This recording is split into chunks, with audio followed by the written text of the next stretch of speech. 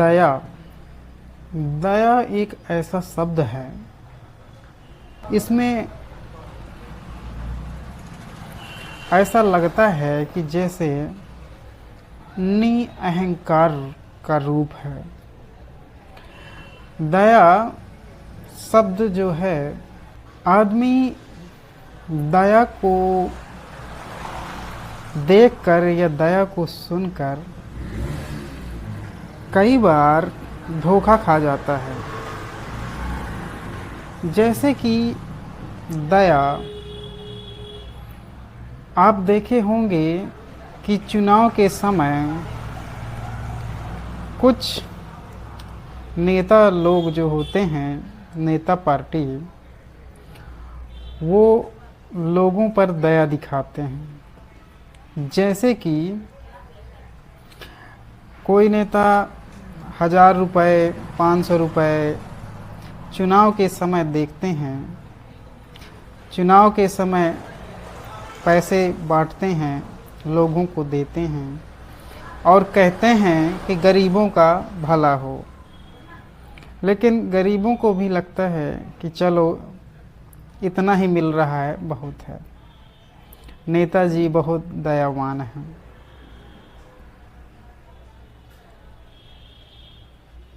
लेकिन जहाँ पर दया दिखावा है, जहाँ पर दया सिर्फ एक विज्ञापन है, एक एडवर्टाइजमेंट है, वो दया कभी दया नहीं हो सकती। और दया दो प्रकार से उत्पन्न होती है। दया ज़्यादातर जब व्यक्ति के अंदर डर होता है तब ज़्यादा दया उभरती है। व्यक्ति जितना डरा हुआ होगा उतनी दया उत्पन्न होती है। और एक दया होती है जो सिर्फ दिखावे के लिए होती है, कि किसी गरीब व्यक्ति को कुछ दान करके फ़ोटो खिंचवाकर मीडिया में, न्यूज़पेपर में, अखबार में नाम हो जाए, जो नेताजी लोग अक्सर करते रहते हैं या कुछ लोग दिखावे के लिए भी करते रहते हैं। स्वभावतः मनुष्य की गहरी से गहरी और पहली बीमारी का नाम दया है, जो अहंकार से उत्पन्न होती है। क्योंकि जिसमें उसके व्यक्ति के अहंकार को सुकून मिलता है कि नाम हो गया, काम 2 पैसे का किए और लाखों का नाम हो गया, वो अहंकार सुकून देता है। और जहाँ अहंकार है वहाँ दया झूठी है, और जहाँ अहंकार है वहाँ अहिंसा झूठी है, और जहाँ अहंकार है वहाँ शांति झूठी है, और जहाँ अहंकार है वहाँ कल्याण और मंगल और लोकहित की बातें सब मिथ्या हैं। क्योंकि जहाँ अहंकार है वहाँ ये सारी की सारी चीज़ें सिर्फ अहंकार को सजाती हैं, आभूषण हैं, और इसके अलावा कुछ नहीं है। क्योंकि जैसे ही वो वक्त समाप्त होगा, आदमी का असली चेहरा सामने आ जाएगा। तो दयावानों के उलझनों में ना उलझें। इसका जिक्र महाभारत के गीता में भगवान श्री कृष्ण ने किया है। जब अर्जुन रणभूमि में खड़ा है और वो सामने अपने बंधु बांधव भाइयों को देखकर कहता है कि मुझे दया आती है, तो श्री कृष्ण भगवान ने कहा है, तम तथा कृपया विष्ट मश्रु पूर्ण कुल्ले क्षणम विसीदंतिमिदम वाक्यमुवाच मधुसूदन। आइए दया और करुणा जो दो शब्द हैं उसको भगवान श्री कृष्ण के संबंध से समझते हैं कि दोनों में क्या अंतर है।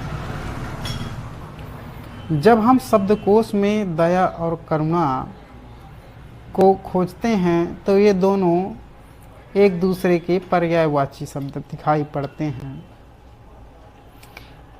लेकिन ऐसा नहीं है। दया का अर्थ है परिस्थिति जन्य और करुणा का अर्थ है मनः स्थिति जन्य। उनमें बुनियादी फर्क है। करुणा का अर्थ है जिसके हृदय में करुणा है, बाहर की परिस्थिति से उसका कोई संबंध नहीं है, उसके अंदर सदैव प्रेम और करुणा है। और दया का अर्थ है करुणावान व्यक्ति अकेले में बैठा हो तो भी उसके हृदय से करुणा बहती रहती है। जैसे जंगल में फूल खिला हो तो भी सुगंध उड़ती रहेगी, राह पर निकलने वाले से उसका कोई लेना देना नहीं है। राह से कोई निकलता है या नहीं निकलता है, फूल की सुगंध से उसको कोई मतलब नहीं है। अगर कोई निकलता है तो उसे सुगंध मिल जाती है, यह दूसरी बात है। फूल उसके लिए सुगंधित नहीं होता है। करुणा व्यक्ति की अंदर की चेतना है, वहाँ सुगंध की भांति करुणा उठती है। इसलिए बुद्ध और महावीर को दयावान कहना गलत है, वो महान करुणावान है, महाकारुणिक हैं। अर्जुन दया से भरा हुआ है। दया सिर्फ उनमें पैदा होती है जिनमें करुणा नहीं होती है। दया सिर्फ उनमें पैदा होती है, दया परिस्थिति के दबाव से पैदा होती है। करुणा हृदय के विकास से पैदा होती है। राह पर एक भिखारी को देखकर जो आपके भीतर पैदा होता है वह दया है, वह करुणा नहीं है। और तब एक बात और समझ लेनी चाहिए कि दया अहंकार को भरती है और करुणा अहंकार को विदा करती है। करुणा सिर्फ उसमें पैदा होती है जिसमें अहंकार ना हो। दया भी अहंकार की ही पुष्टि करने का माध्यम है।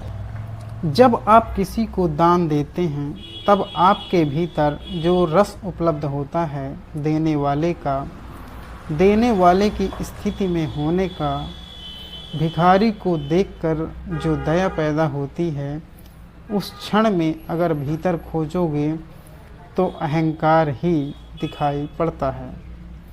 करुणावान चाहेगा कि पृथ्वी पर कोई भिखारी ही ना रहे।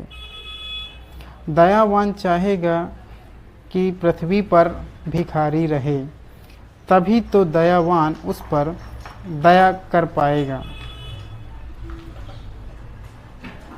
अन्यथा दयावान को बड़ी कठिनाई होगी। दया पर खड़े हुए समाज भिखारी को नष्ट नहीं करते, वो भिखारी को और बढ़ाते हैं, भिखारियों को और बनाते हैं। करुणा पर कोई समाज खड़ा होगा तो भिखारी को बर्दाश्त नहीं करता, वो जल्द से जल्द भिखारी को उसकी स्थिति से निकालने की सुविधा बनाते हैं।